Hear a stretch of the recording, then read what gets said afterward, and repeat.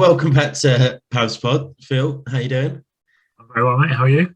Yeah, good, mate. Good. It's nice to be able to do an intro at a reasonable time and record a pod on a Wednesday. So it's nice. It does look like the night time though. It's just turned. It does. The weather's just changed from summer to winter. It's crazy. I mean, in Nottingham, it's grey, but it's not wet. Whereas in Loudham, it's wet. It's very wet. I feel like I might be getting rain by the end of the pod, but that's absolutely fine. Just might as well touch on the fact of the lads from King's Cross Steelers aren't here today when they're meant to be. Yes, so we were meant to have an interview with the guys from Steelers. Simon messaged us saying that he'd been producing out of both ends all day. Yeah. So we decided we want to be a part of that and let him have another week to rectify himself. Rectify his dodgy rectum. Yeah, basically. So they'll be on next week. It does give people a chance, if they've got Amazon Prime, to watch the documentary, because it does give a lot of context to why we wanted to get them on the pod. So Steelers on Amazon Prime, we should be getting sponsored by Amazon Prime for giving them this, but won't hold it. But it is a good documentary. You rewatched it again the other day. I did, again, just to remind myself of who's who. It is very interesting. Shows some significant movements forward for a lot of these teams that have generated themselves due to players just not feeling comfortable or being outcast. More importantly, in other forms, and it seems to be growing at a rapid rate, which I think in a way is a good thing. But there's got to be a way around it at some point.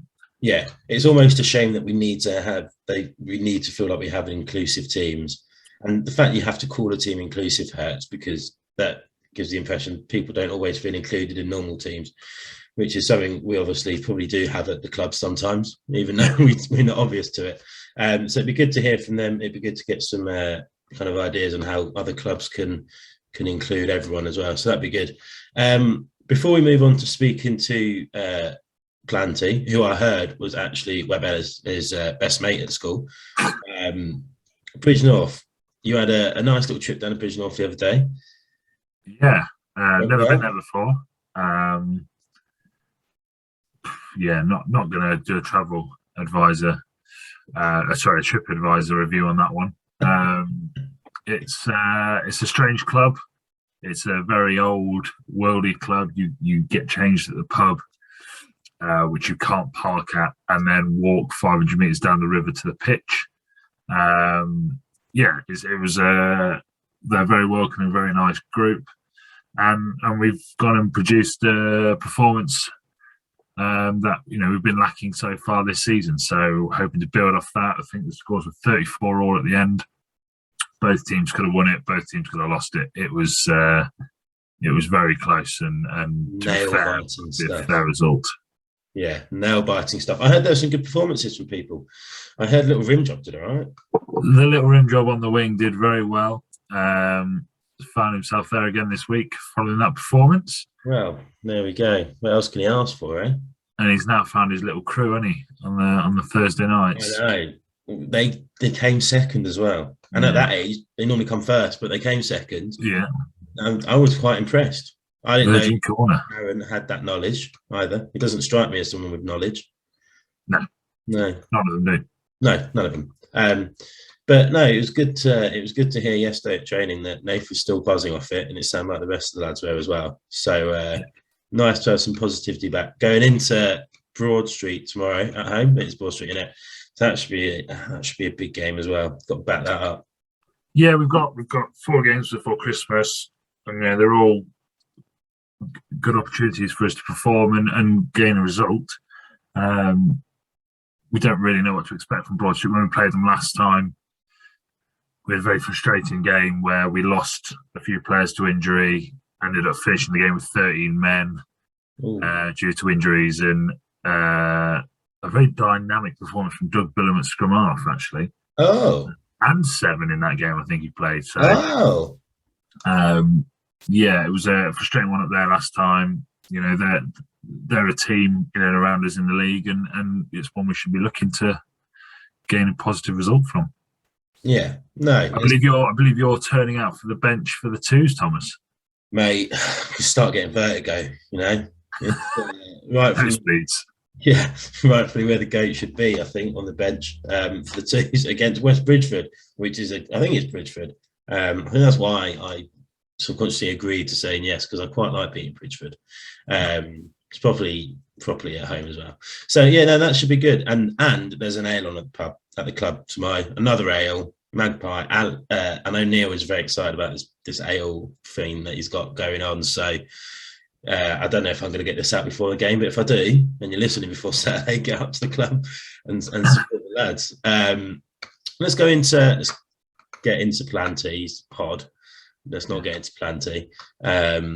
He's a good lad. Plant. He's been around for hundreds of years. It's 15.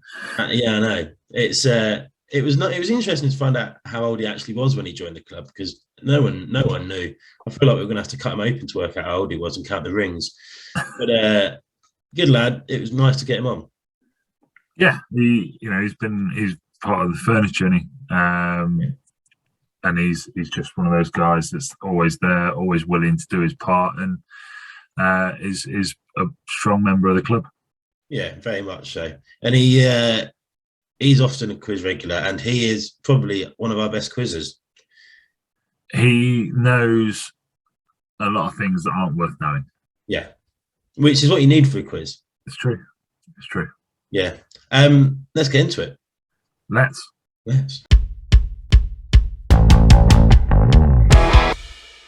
So here's Planty. Planty, how you doing? Yeah, I'm very good, mate. How are you? Yeah, good. Good conversation. So for those who don't know Planty, That's throw you off already. Already, normally I get a bit more than that. But yeah, Planty's been around Paz for a while. Played first, probably played most of the senior teams now. Some unknown facts: he was one of the original founding fathers of the US. He's the only known Amish in the Nottinghamshire, Leicestershire, and Derbyshire leagues as well. So it's quite special to have you on. I know you've had to get signed release to be able to come and use the computer today. Is everything all right? Have you found the .com button? Just about, yeah. It took a while. Took a while to work out the www. That's and I found it, but yeah. That's good, considering an app as a it's quite useful. You found the W button. Anyway, so we might as well start kind of how we normally start with these things. How did you get into rugby? Well, my family was never that into sport, especially my dad. He's sort of, he'll watch a bit, but he's not that interested in definitely not playing it. Building barns? raising barns. But no, I was younger, so about 6, we moved to Hong Kong with my dad's job. So we ended up being there for 4 years, and I was wanting to play some sort of team sport because we'd always done sort of like swimming and stuff as like individuals, but not anything team related.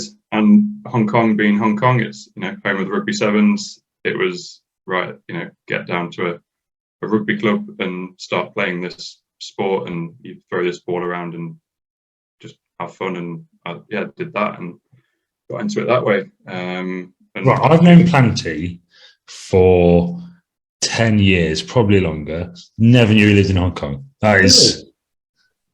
Now, yeah, it's a bit of it's yeah. Well, it's so long. Well, what? Yeah, 4 years. It's a long time ago that we were actually there. So we came back in 2005. I remember it. I remember, it was great fun, great times. Managed to get to the sevens at least 3 out of the 4 years we were there. And well, yeah, if you don't ask, you don't find out. Yeah, because I got to everyone and go, have you lived in Hong Kong for 4 years? That tends to be my second question after what's your name? So it was pretty great time out there. Pretty different conditions to the UK rugby, being as it's sort of 90% humidity and sort of 28 to 30 degrees, which is fine when you're a kid at first, but then within 10 minutes of the game where you've been running around like crazy chasing the ball, you're sweating, buckets, and it's not great when you sort of start feeling lightheaded and you wonder why you've got heat stroke, which did happen a couple of times. How many times did it happen before you realised it might be something to do with the sun and the heat? Well, you just keep playing, don't you? It's only at the end that you sort of think, oh, maybe I should hydrate. Yeah. There's no water in the desert, is there, Planty? No, there isn't. So remind me, how old? So you started playing out there when you was about 4? Is that right? 5? 6, 7. I was close. 4, 5, 6, 7, all kind of around a similar age. So what is? I guess that's unders rugby, isn't it? What's unders rugby like in Hong Kong? Is there a lot of it, or? Yeah. So I played for Hong Kong Rugby Club, which was like they've got the race courses in like the middle of, almost like in the middle of the city, and in the middle of the race course is loads of like playing fields, and so you got rugby pitches, football pitches, all sorts. So we played there, and then you've got like, there was a good sort of 10, 12 sort of big sort of clubs that had a good minis system and minis teams, and you'd get, you have these like minis festivals where each Sunday you turn up and the place is packed. Like, you've got loads of kids, there's games going on in every pitch. It was from what I can remember, a big thing, big scene, lots going on, kids loving it, parents loving it as well, and sort of just had a really good sort of atmosphere. I guess being an expat place as well, a lot of the faces you see are English, patriots, like people out there, aren't you? So it gets quite big. I know that sort of nowadays the league that they've got out there at senior level is quite good, and they get a lot of people that are kind of finishing their professional careers going out there to learn accountancy or law or whatever and playing in that league as they learn out there. So I think Hong Kong's getting quite good for it now. The team was a mix. So it's definitely sort of expat heavy. So there was a lot of Australians, New Zealand.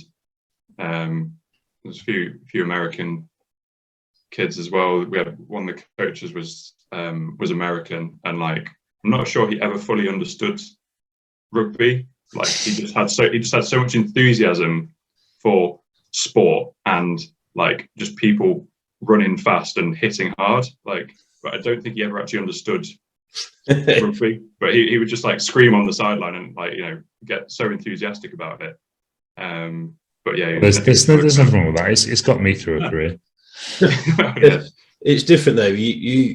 You sound like you know what you're talking about. An American who's just passionate there's nothing worse than a passionate American sports fan who clearly doesn't know what they're on about. When did you move, leaving Hong Kong behind? When did you move back and start playing at Pavs? So I moved back 2005, and then initially went down because my parents live in Wollaston. They sort of took me down to Nottingham Rugby, which was at the time was in Beeston. So it was still when it was at Island Avenue for that season. So I started playing there, and played there and then carried on playing there once they moved to Lady Bay.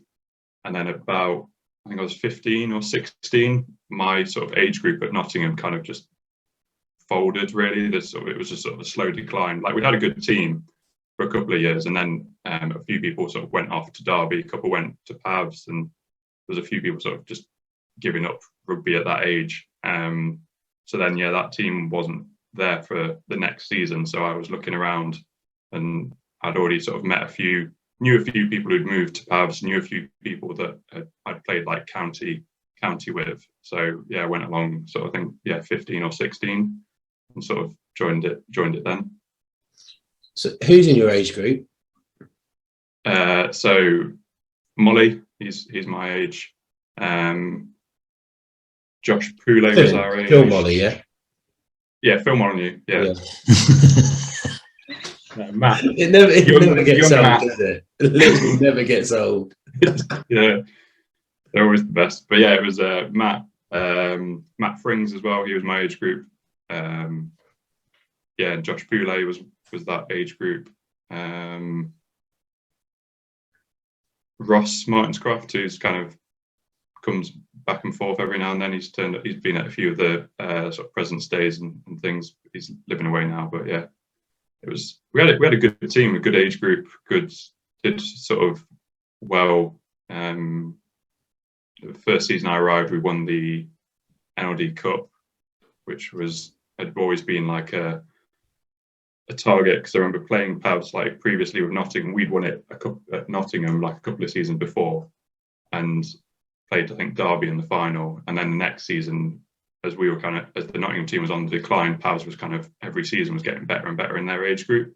So the next season was Pavs Derby in the final, which they lost, and then the season that the next season we then won it. Can't remember who we played, but yeah, we finally got that one. So that was a good achievement for our age group. It was a good age group, that, because that was one of my first ones as a coach of the Colts, I think. So I would have been about 21, 22. So that age group did really well. So Planty's team did really well. They'll obviously graduated the academy or whatever, graduated Colts and disappeared off in senior rugby. And the year after benefited because they got put in the National Cup because of it, and did really well in the National Cup. So they kind of got all the glory. But yeah, Planty's team was actually quite good. So you won that, and then you went into senior rugby. Should have been 17, 18. Yeah, so we did that. It was a mix at that age of so 17. So some weeks I'd play sort of like thirds, seconds, and then other weeks we still had a few Colts, because it wasn't classed as the academy, I think, at that point. But yeah, Colts academy matches as well. So whichever one was, I was up for playing. So I just get as much rugby as possible, really. And yeah, sort of started in thirds, a couple of weeks in that, and then started sort of getting a few games in the seconds, and then sort of was in the seconds for a sort of decent amount of time through, sort of before I went off to uni, and then sort of anytime I was back, I'd play a game. Do you? This is also going to make us giggle. Do you remember young Planty when he joined the club at all, Phil? I don't remember when he joined the club, because I didn't coach him until he was probably in under 17s or under 18s. I remember Planty when he was playing in that team, and he was one of the standout players. But you had quite a few, you just had good players in the team. There wasn't any garbage or any absolute people excelling. Like Matt Molyneux was obviously half decent, but there was no one excelling in that team. Poulet had only just come back and started playing, so he wasn't absolutely killing it at that point. It was consistent. It was a good level across the board. And I think, to be fair to Planty's team, they actually had half a brain between them as well. When you normally get Colts and stuff, they just run around like headless chickens. They actually kind of tried to listen and take on board what you're asking of them. Yeah, it makes a change at that age if you can have people that listen. And to be fair, Planty, that is something I was going to come on to. Is you are quite intelligent, aren't you? Or do you just pick really hard quiz questions? Because you are one of the Thursday night favourites to host. Everyone loves a Planty quiz. Are you that clever, or do you just use Google? Or it's a combination of the two, isn't it? You just got to make it seem like you're intelligent as much as possible. Sort of fake it till you make it. How?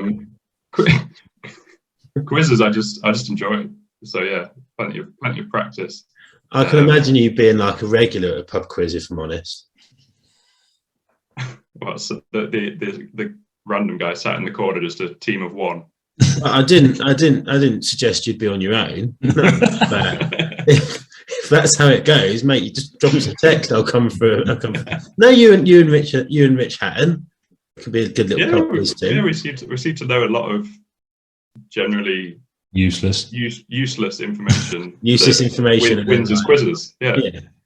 use of information and like facts and science and stuff. Which the thing about a Paviors quiz is there's never going to be anything in it that is worthwhile knowing. And if it is, it's been asked 7 weeks in a row. Well, yeah, I also try and like think. Well, I don't want to just go on Google and pick the top result and pick the top like 10 questions because that's what someone else has done. Yeah, so it's like try and find a couple of ones that are a bit different.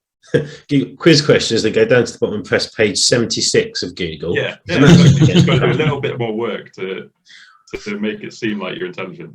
Yeah, we've all used Google enough to have to go to page 22.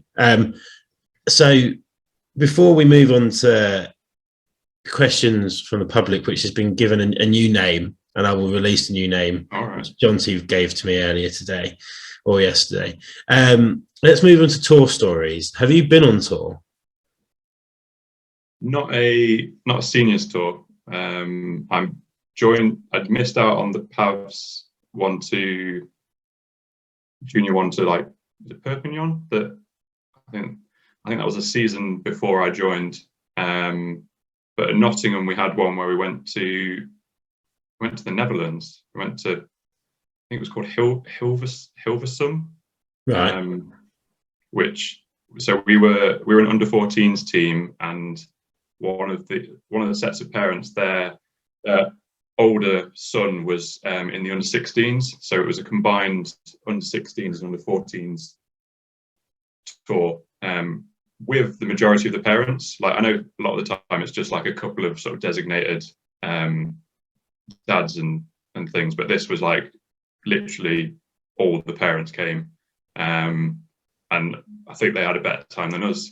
We had a great time, but the parents absolutely like loved it. There was one of the dads. So we got coaches from Nottingham down to Dover and then across and then up through sort of like Belgium and into the Netherlands. And one of the dads, by the time we got across into sort of northern France, he was sort of just dancing up and down the aisle of the bus. He'd had a fair few sort of on beers, and then I think he was on to like the red wine or something, and he was just dancing about, providing everyone with entertainment. I think one of the other dads, and he was quite short as well, so it just made it even funnier because he was almost like the same height as most of the kids. So at first you kind of thought, is it a kid? No, oh wait, it's one of the dads. And I think one of the dads kind of had to sort of at one point just sort of put an arm around him and sort of guide him to a seat and think like maybe we should have a little break. That's such an English dad thing to do. Right, kids, we're in France. Pass me the red wine. Mange two, walking up and down there. Okay. Did you manage to sample any fine delicacy as well out there? That sounds really weird when you referred to Netherlands. Yeah, that's yeah. I meant alcohol.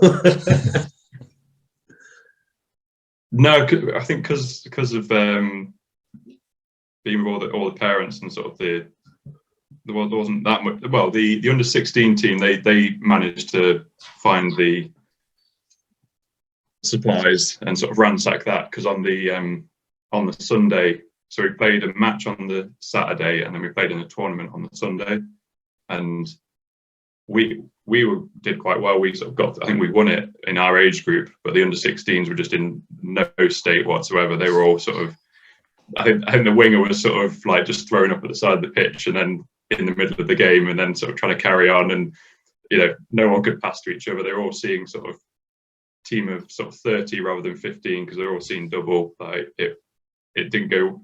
They had a great night, the night before, but the actual on the Sunday they were sort of definitely feeling it. Amazing. Phil, should we move on to bollocks from the balcony, which is what John T's called it? Good old that. There's a lot of bollocks that comes down. He's going to be so pleased for that credit, isn't he? He's so happy. So I'll start, and this section should just be called questions from Ollie Hansen, really.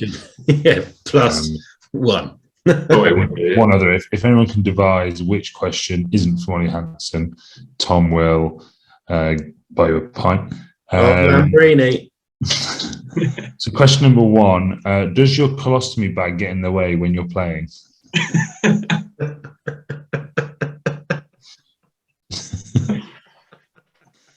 Question number 2, are your baby pictures just cave drawings? Don't feel like you have to answer any of these, Planty. Question number 3, is it true you took Queen Victoria's virginity? Yes, that was true. Absolutely. And Elizabeth's. And number 4, how did they build Stonehenge? Aliens. Alien, nice. Number 5, what time do you usually go to bed? It's a question I ask based on a comment I read. What? It's a question, mate. I didn't write it. what time do you go to bed? Well, if I make it past 5:30, then it's late. I guess at this time of year, when the sun sets earlier, you go to sleep earlier, don't you? Yeah. It's delirious. Can't ask that one. Is it true that Herbert from Family Guy was based on you? And how many times a night do you get up to piss? Why'd you have to get up? You just swear on the. What's me bag on? He's done himself there. He's done himself. An extra bonus point for you, Planty. Which one of them was not from Ollie Hansen?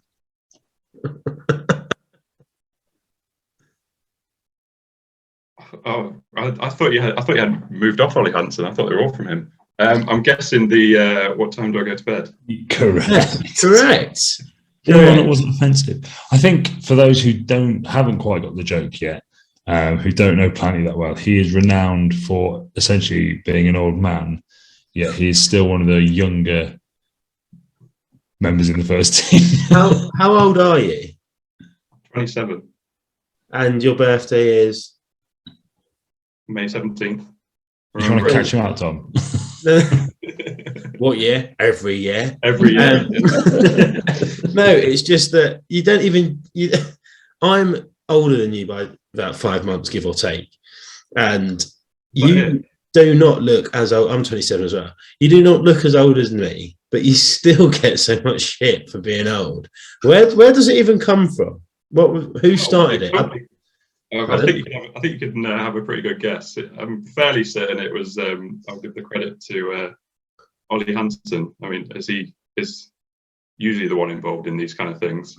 I can't even remember. It's been going on so long that I can't even remember how it began. I think it was the fact that I was around sort of like the seniors, sort of, as I said, when I started as soon as I could, sort of 17, playing seniors. That I think I was around, and then I went off to uni, and then I came back, and people just presumed that I'd been around a lot longer, and they were like, "Oh yeah, so you must be like what, 20, 25?" I'm like, "Oh no, I'm 19, 20."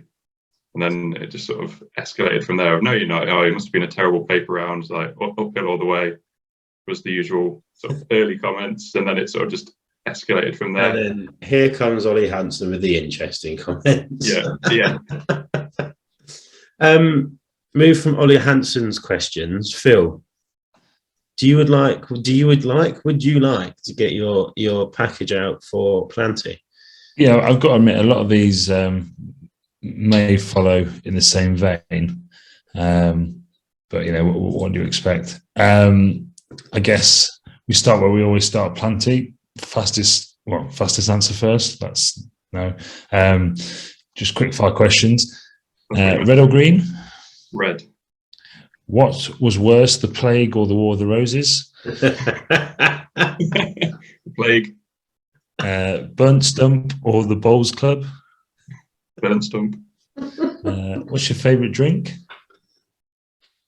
Warm cocoa. Horlicks.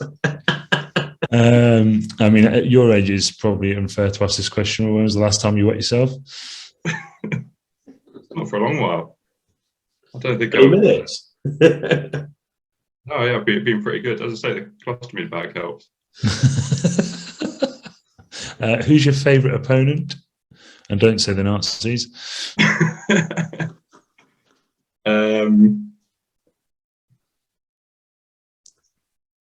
West Bridgeford. It's always a good game. Parchment or paper? Parchment. Scroll. Best player you've ever played against? Harry Wells. He was a freak when we played him sort of at juniors, sort of 15, 16.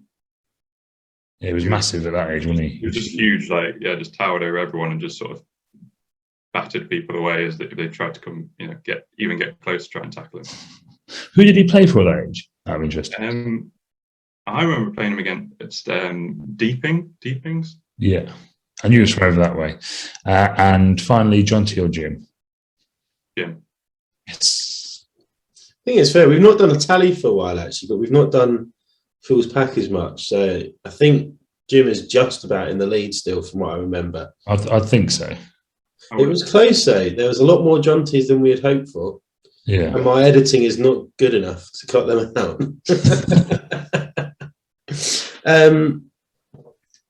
Would you like best or worst, Phil, for the memories? I'll go best. So, Planty, what's your best rugbying memory? I was thinking about this the other day, and I know obviously a lot of people have said sort of the promotion day and sort of how important that was and special, and as a sort of fan watching, it was. But for me, it was actually the weekend, the weekend after, which was, the day after, which was the playing in the twos cup final at Lady Bay, and just having so many of the sort of first team and just sort of club sort of there to support, because there was the twos were playing our final and the threes were playing theirs on the same day.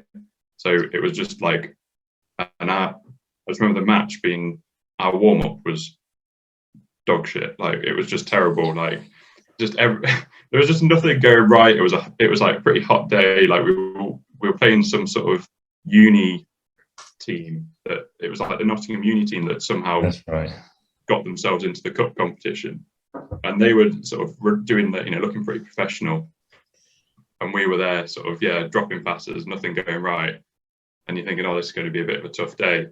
And then we got into the match, and I think Cole scored 4, and it was just they just didn't want it. They just sort of, it was completely different. It was they had sort of the look of being a good team, and we were actually a good team of when we actually got down to playing, and just having that sort of a really good result and having sort of the whole club out for another day. And sort of showing that we weren't only having, a successful first team, but we had a successful club with success, the twos winning, the threes winning, all on the same day. It was just a sort of brilliant sort of environment and sort of feeling to be part of that. Yeah, I remember that day really well. That was I was in daddy mode. I had Lucy with me, I think, hungover as I've ever been, and I must have spent 40 minutes in McDonald's before we came to the ground, just eating as much salt and burgers as possible to come in. And I remember getting out of the car, and the first person I saw, or whoever partnered me, was Dave Robbo, and he was so happy, and walking across, and the third team had just kicked off. I think when I got there, you guys were warming up. There was 10 first teamers there drinking again, wives, girlfriends, old boys, and stuff like that. And we just took over the place again, and it just shows what Paviors is all about. We don't have this segregation between squads. We all get on, we all know each other. We'll try and bond together, and it's days like that which reminds you why you want to be part of this club and any rugby club really that's of a similar ilk. I can't see Bourneville hanging around with their twos or stuff. You know what I mean? It's just it's a really important thing. Yeah, I remember because I was playing in the third team final, And I was thinking to myself, because there was a point where we were doing our typical thing, and we do it in the twos as well. We hadn't warmed up great either, but you know when Paviors start to play themselves out of a win, when we're quite comfortable, and that's just a theme throughout the senior teams for no apparent reason. But I remember thinking halfway through, Chris Briggs kept being pinged for being offside. We kept getting the ball turnover. I just kept thinking, if this was a normal day, we would probably have lost this game. But turning to the sideline and you're seeing like yourself, Dougie, and like people like Malk there and Dave Robber and people like that, you just go, actually, it's not going to happen today because there's enough of us here to carry us over, if that makes sense. And because I remember walking down to the ground thinking, there's not going to be many people here because I drank a lot last night. And I didn't just get promoted. So there's a hell of a lot more people that were still drinking. But yeah, to see that, you're right, Planty. That was probably one of the best days that I've been involved at the club, just having all 3 successes within 24 hours of each other. Like the players you had on the day, like just, quite a few, have first team experience, and seeing them come back at sort of in their, mid to late 30s, sort of being like, no, I'm gonna pull the boots back on, strap the body together with as much tape as possible, and then just absolutely sort of the smell of deep heat is incredible when you're working to a eye-watering. If in doubt, spray more deep heat on. Honestly, we've got 2 squads in the third team. We've got the league squad, and then we've got the cup final squad, which tend to be the people you've not heard from in about 5 seasons. There's a cup final and they're suddenly available. The likes of Chaz and people like that. But one of my takeaways from that day is I got back into the change room after winning and celebrating and watching the end of the twos game to find a genuine dead rat in my bag. So Mark Harrison and Phil Hallam had purchased a dead rat from like an exotic pet thing as food for a snake and hid it at the bottom of my rugby bag. Oh, at least you found it. Imagine if you didn't find it. Well, there was nothing else in the bag because I'd had my goods up from like the blazers and stuff so I'd looked in to put my boots back in. I might have looked in to get my shower gel out and there was this dead rat. And at first I didn't believe it was true. And then, when you kind of like, I pushed it through the bag and it squidged and I was like, this is, cup final days, I've been involved in 5 and I think played 4, won, all 5 of them have been wins since I've been at the club. My bag has been pissed on 4 times because I've left it in someone's boot and they've taken it to Mansfield and used it as a toilet. And I've had a dead rat in my bag as well. So realistically, I shouldn't get picked for cup final days because I just get bullied. But anyway, less about me. It was a good day. It was, minus the dead rat. Apart from the dead rat, which apart from the dead rat. At least found. Yeah. Because that would have been the last time you'd use that bag. So I bet what they were hoping for is that you'd chuck all your stuff in and then leave it for a summer to mature. And it would have been as well. That's what I was thinking. September, October time when you're playing your first match again and grim. Open that up. To be fair, I know how bad my bag smells. So the rat was probably alive when it was put in there 20 minutes before. I probably was a rat man. Smell better. Yeah. Moving on from my dirty rat. Planty, what's your worst fucking memory apart from my dirty rat? Worst one. There's not really that many that sort of spring to mind. I mean, there was a couple of the freezing cold matches. Like in terms of defeats and like results and stuff, I don't particularly hold on to them or remember them. Just kind of move on. But yeah, I suppose it's more the sort of physical pain. So either going to be that you remember, isn't it? So it's more. So yeah, the ones where it's just absolutely freezing cold, horizontal. And your whole body is just ice, like your hands just you can't feel them, they don't work. There's been a couple of those. Like a game down in Matlock in like a December or something like that, so I really have to go. There was one at Paviors that was just awful. Is that the ON's one? I think it might have been. ON's at home, we won like 20-0 or something like that. and the ref called it 5 minutes early because their front row refused to scrum. That was the only warm place there was. Oh, it was so. I think that's when you're talking about, Plant, isn't it? I think it is, yeah. Where it was 2 degrees or something by the time we finished, and it was just the ground was to freeze. I don't know if it was the same weekend, but there was a game that was going on a first team pitch, and we were playing down on the third team pitch, and it was freezing, and hail was coming at a 90-degree angle, and we were still playing. And I turn, and everyone from the first team pitch is moving back into the change room for a 5-minute break while it passes. And there's me, and this is when I was big and fat, and I was still cold. And there was Tom Casey on the wing, who's tiny, and he nearly died. We nearly had that case on our hands. I didn't get sort of blown away by the. It's just on the back of a hailstone, riding it. Yeah.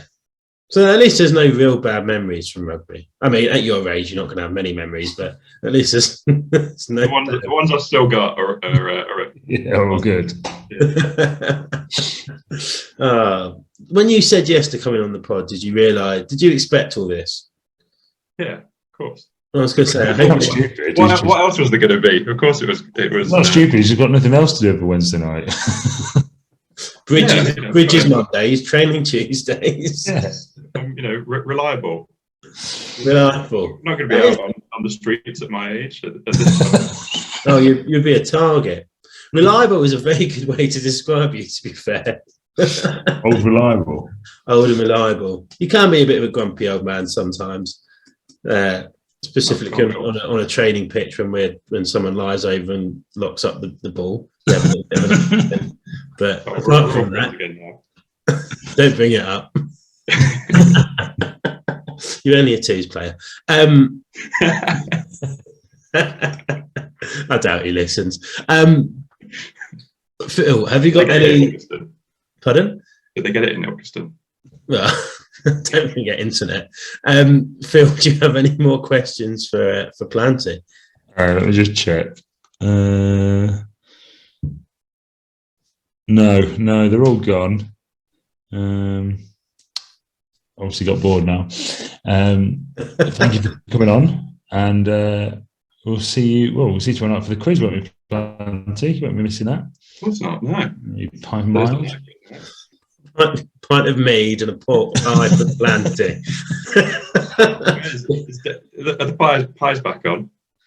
I don't know, actually. Is Dave the Rave back? He's not putting anything on Facebook, I don't think. Who knows? Scratching back. Who knows? It's Jim's quiz, so the quiz might not even be happening at this rate, being at Jim's. No, he's palmed it off again. Who's he palmed it off to this time? Sam? Is it Sam? Jonty's sister? Oh! I mean, this is no use for the pod because this goes out on a Friday with the quiz being on the Thursday. But this is big. That'll be all the greens. All the greens ticked and tocked. Not a phrase. I'm going to use it though. Ticked and tocked. Nice to have you on, Planty. Good to see you, and we'll see you tomorrow. Thanks. Yeah, thanks for having me on. Cheers, guys. Cheers, Plantos.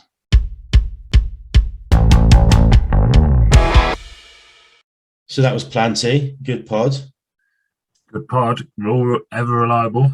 No, I didn't know he lived in Hong Kong for 5 years. Why does that never come up in conversation? Well, he said, "Don't ask, you never get to find out." Well, like you say, it's not the kind of question you ask. No, I don't think I've ever asked anyone, apart from if I knew they were over that way. Oh, have you been to Hong Kong? Let alone, have you lived in Hong Kong? He's a fucking idiot. No, it was good to have him on. It'd be good to talk to some more of them twos players as well. So we'll start getting a lot more twos and threes lads on. What have we got to advertise?